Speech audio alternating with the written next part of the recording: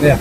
Ajakan mengatasi perubahan iklim disampaikan Ketua Umum PMI Yusuf Kalla saat menghadiri peringatan HUT PMI ke-78 di Tangerang Volunteer Park.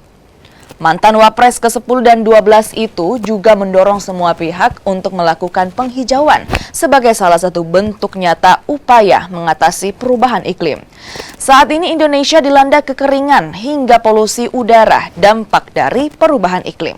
Peresmian untuk program tahunan, yaitu penghijauan. Karena dunia ini rusak bencana karena banyak hutan-hutan atau ataupun yang tidak berfungsi lagi. Karena itu kita bikin program relawan seluruh Indonesia yang terdaftar itu kurang lebih 400.000 dari ini. Pasal gitu ya. Maka kewajibannya ialah tiap relawan dalam waktu musim hujan nanti 3 bulan 4 bulan yang akan datang dari sekarang persiapannya harus menanam minimum 10 pohon setiap relawan.